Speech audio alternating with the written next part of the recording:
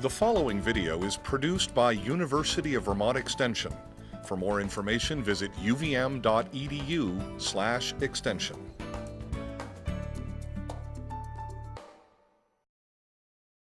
My cornfields were flooded. How do I know what kind of options I might have, what I can do with this feed? Well, a large part is going to be how deep was it flooded. If you had just a little bit of flooding down low, so it's only the bottom foot or so, you can raise your chopper head up a little bit and you just have just as good corn silage as you ever had. If you have a field like this one where the water was up almost to the ears, now you start to have more problems because of a number of issues coming in. The first of which is right on this leaf here. We have a nice example of it, which is a whole lot of mud. You take that mud, it's got all kinds of organisms in it. When you mix dirt with silage, it doesn't make good silage. It can make Clostridia. There's a whole bunch of other organisms that can come in. And if you see in this corner here, there's a big chunk of mud. Every leaf holds a chunk of mud in it. And then you mix that into the silage and makes poor silage. There are some steps you can do to reduce that impact. First, as I said, raise your chopper head up so you're taking less of the bottom of the plant, if you can afford to do that.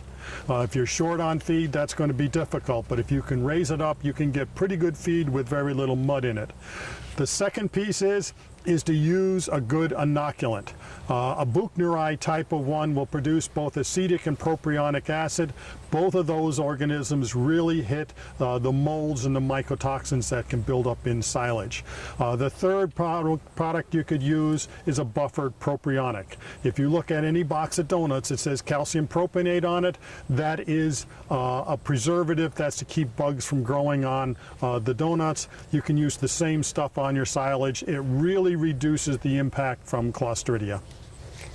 Okay, if we were to look at different corn ears, can you talk to us about how you would tell how badly it was affected by the flood? Well, the corn ears are actually in very good shape. You look at what we have here, the water had not flooded them, but in addition to not flooding them, these ears already had reached maturity. Anybody who had early corn and it had reached maturity and started to harden and dent, they have a tough outside skin. It keeps organisms from growing on it. For many of the farms that weren't able to plant until well into June, we have a lot of immature corn. And with immature corn, you can get molds and mycotoxins on it. Here is an ear with mud on it, and it has pink mold growing on it. That will produce mycotoxins. Here's another one that the ears didn't even fill out all the way. You're going to see a lot of that this year, simply because the corn was not planted very early and we have immature ears out there. Those are the ones that are going to be more problematic. But it's not all lost. Come back to what my very first statement was, is how deep did the field flood?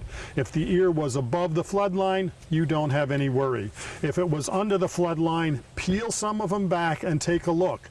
They may have been a tight enough husk that it kept most of the dirt and mold out, and you're going to be in good shape. But you can tell by now, it's been a couple weeks after we've had the flood, you can tell by now if there's going to be mold on the ears. So if you had your mold on the ears to that extent that you're showing right there, is that a complete loss? How do you handle it and or the field? You're going to have to evaluate the field. You find a couple of ears in the field, it's not a major problem, because with most toxins, dilution is the solution. You mix it with a whole lot of silage, it's going to be a minor issue. As you start to get more and more ears that way, then you come down to the question, should I be chopping this at all? At some point you have to decide, should I chop it or not? Adding an inoculant, adding propionic does not undo the toxins. The toxins are already there. If you've chopped a bunch of this feed now and you're getting nervous, there are places you can send samples in to get a mycotoxin analysis. Just one of the companies is Dairy One. They do mycotoxin analysis. They can give you some information in terms of the most common mycotoxins. How bad is it in your feed? Is it above a threshold level or not? And then finally, move that feed to animals that are not your lactating animals, that are not your pregnant animals, growing heifers, and the like would probably be a safer place to feed that, especially if you dilute it down with some hay crop, clean hay crop that you're feeding the animals.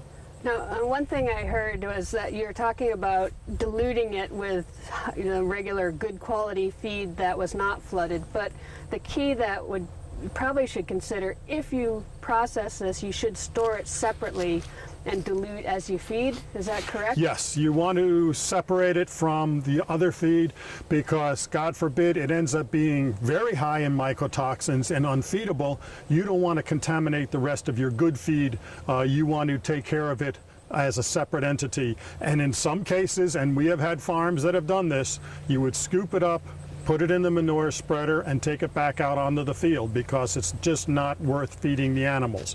Which brings me to another issue that all the farms that are supplying a lot of forage need to consider.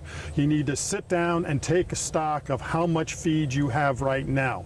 So thank God the flood occurred late enough into the season that we got some pretty decent hay crops in. Some of the corn is going to be in good shape, but you need to evaluate how much feed do you have. And if you don't have enough feed, now is the time to move on purchasing feed, because later in the winter it's going to be in short supply as farms right across the Northeast are all scrambling to try to find additional forage for their animals. So no matter what animals you have, take evaluation now and then make steps and plans to purchase now the feed you need to go into the winter.